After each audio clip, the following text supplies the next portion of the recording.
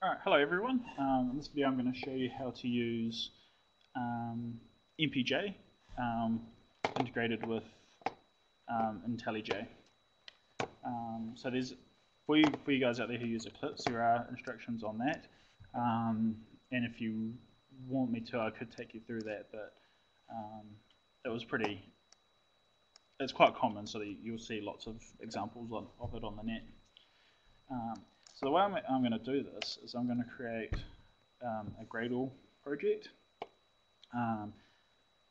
So if you don't know what Gradle is, for Java people, it's similar to sort of like Ant, or it's kind of like Ant mixed with Maven. If you've done some C or C++ programming, you might be similar with Make or CMake. So this is just a Java's version of a build scripting language. So we're going to create a Gradle project. Yep. Use the defaults, give it a name.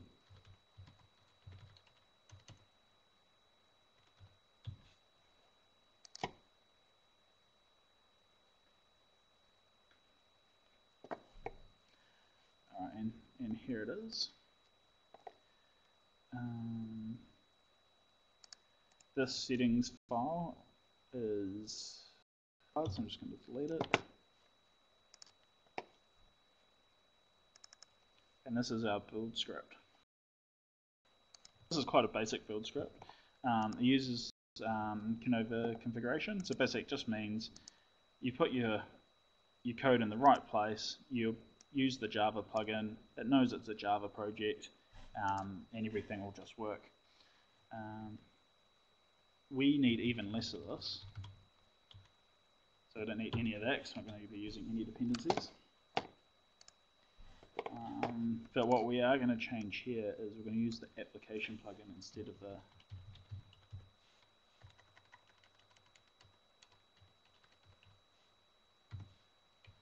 the application plugin instead of the Java plugin.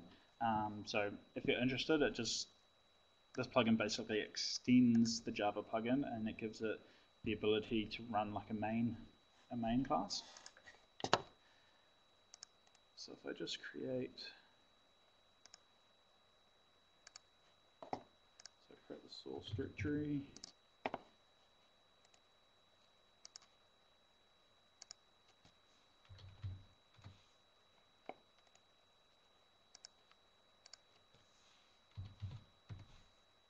Okay, so that's the convention I mentioned before. Create a package. MPJ.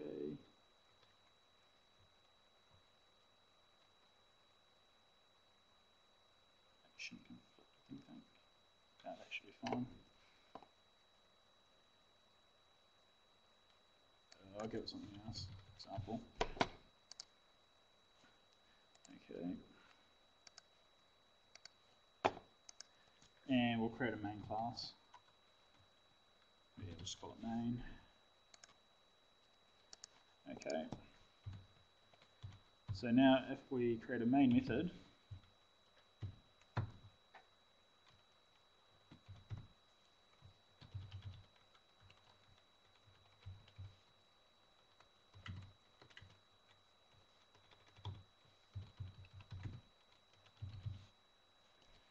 hello world. So what we do is we tell our build script that our main class is that one we just made. So in the example package, main.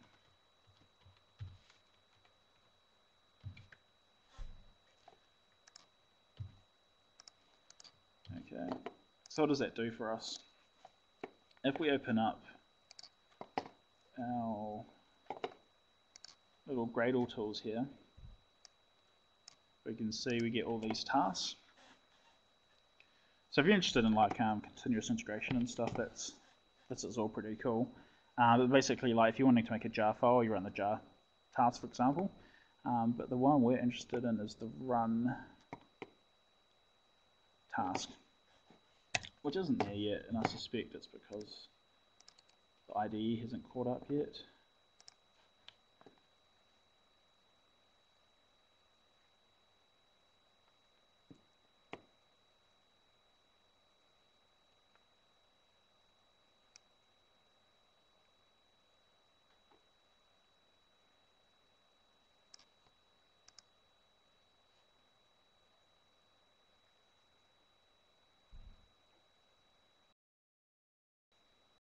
Alright, there we go. So we've got some more tasks here. One of them's run.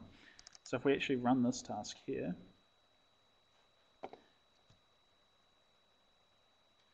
getting cast hello world. So it did all the other tasks required to do run. So that was compile everything. Hello world.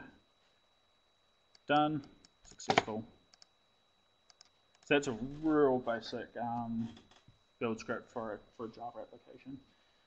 What we're going to do is we're going to modify a little bit this to run our program. Instead of running it directly, we're going to run it through MPJExpress. So I'm going to define a couple of variables here, MPJ home, and then to figure out where MPJ is installed on the system, we're going to use the environmental variable.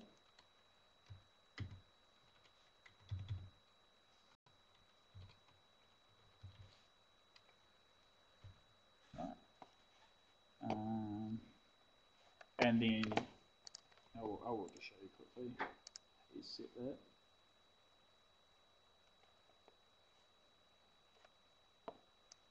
So you can't see it. You go into your, is there anything here you guys shouldn't see? I don't know, but you go into your advanced systems.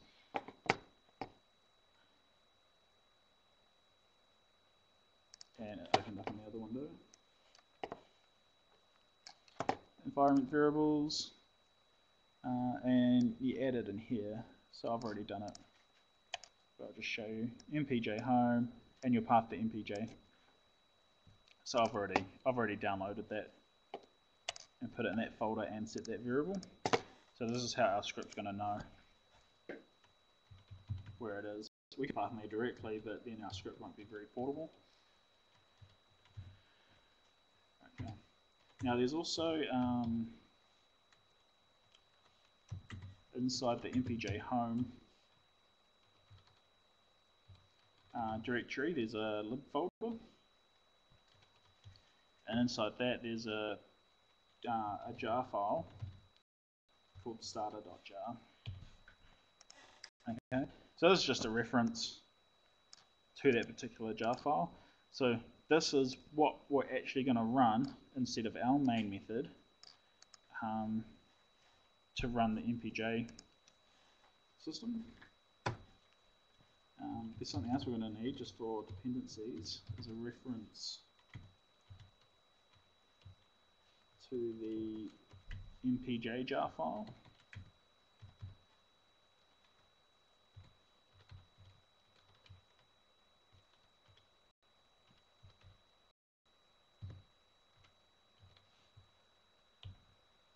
Okay, so this is where we can actually hook into the MPI stuff and actually do our cool stuff. So that will need to be a dependency.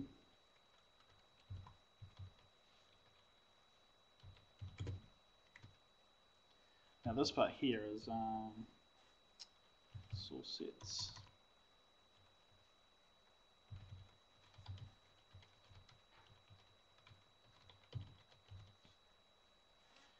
Okay.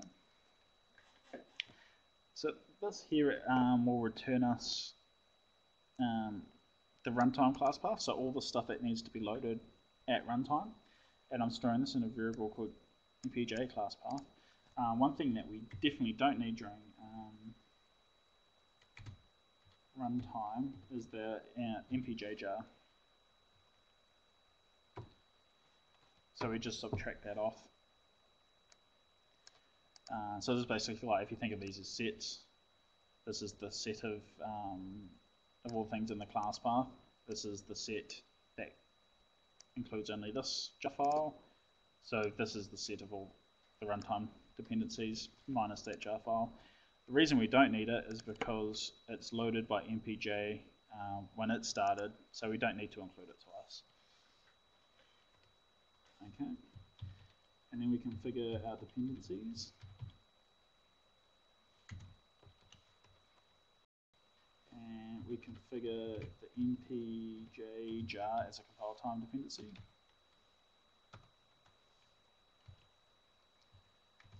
And then we need to override our run task. So by default, our run task will run our main method. But what we actually want it to run is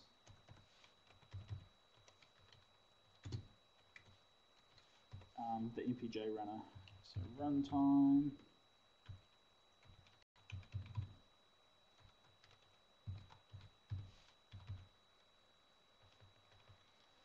Okay, and we want to run this with the class path as the MPJ starter. So that just basically means make sure this jar file is in the class path, try to run this main method. And the reason for that is because this main class with its this class with its main method is in that jar file. Alright. And then we need to pass some arguments, which is the main class name. Okay. So this is basically telling MPJ that the thing we want to run is our main class. We also need to hand it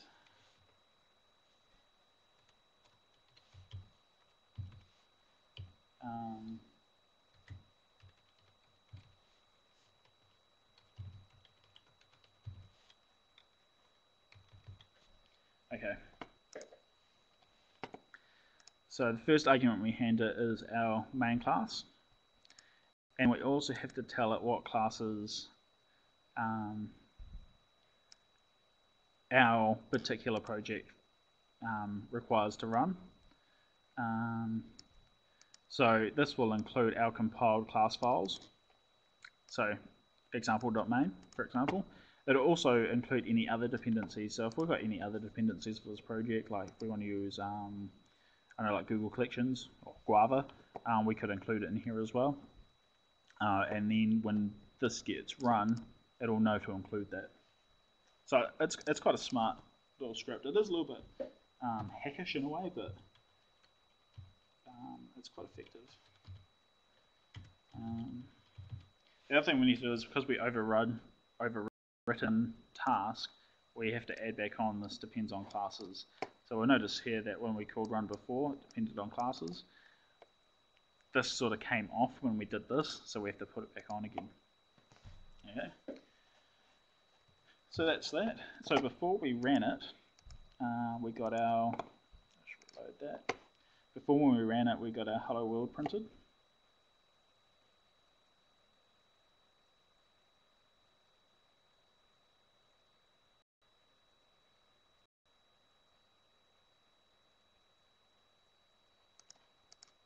Cool, just making sure that's working right.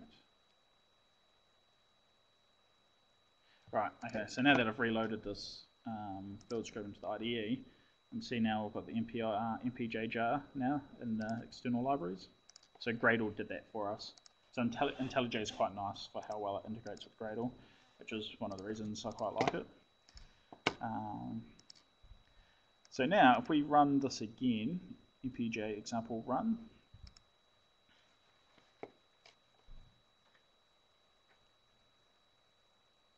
so we see that it started up MPJExpress and multi-core configuration. It's the default. And you can see it printed out hello world 4 times. So what's happened here is MPJ has started 4 processes of our program, and each one of them was executed. Okay. There's another argument we can pass, we can add on here, which is minus NP, and this is for a number of processes. So if we want to change that to, let's say 3, save that, reload.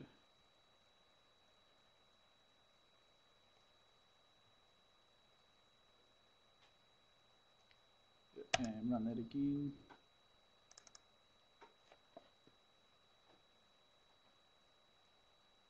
So it did 3, and we could also set it to 8 or whatever as well. So that's what we can control.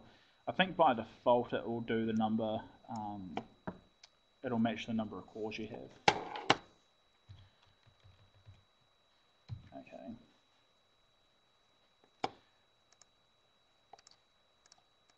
Right. So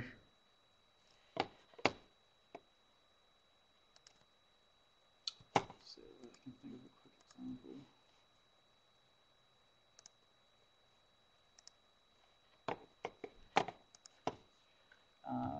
Right, so the MPI library. Inside that class file there's a whole lot of classes. So we've got MPI. If I remember, there's like an int method. So in Java, this is how you meant to initialize your setup. And there should also be a finalize. And that's how you finalize it as well.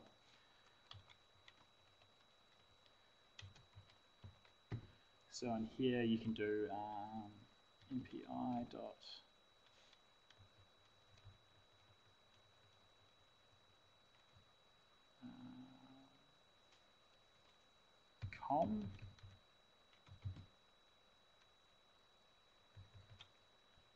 com world.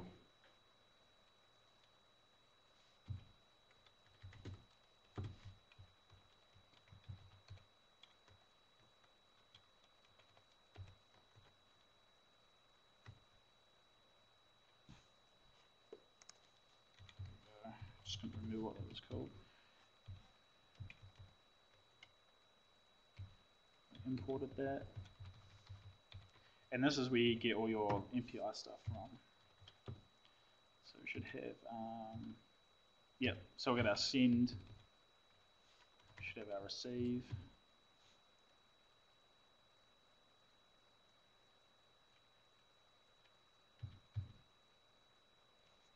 And all that sort of stuff. So usually when you do something in MPI, you'll have a task and you'll split it up. So some of the things you can actually do here is you can go com.get, just trying to remember, com.rank and com.,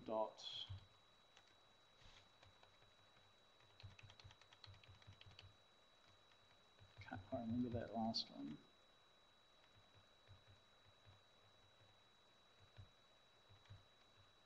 Size, there it is. So final int rank, final int size.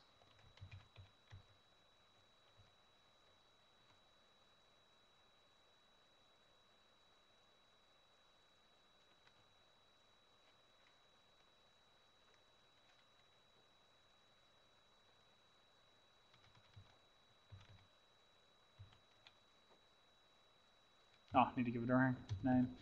Rank size.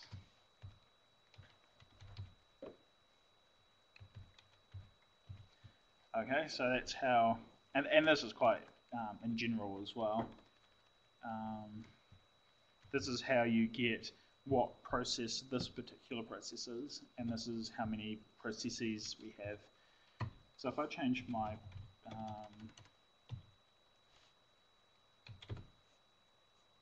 my print to rank,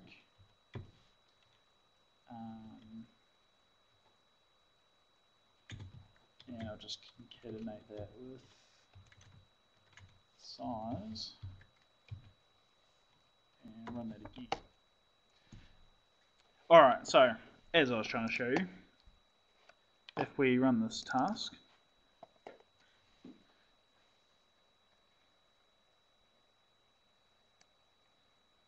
we get the rank is, sorry, the size is 4. So we'll put out the end there. So we've got 4 processes, and we've got the rank here. So we've got, you know, process 0, 1, 2, 3.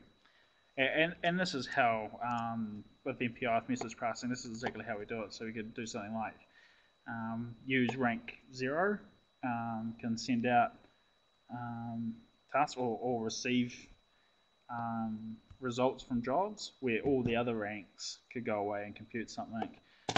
Or if you've got like a problem that you can divide up into chunks. So that's how that works.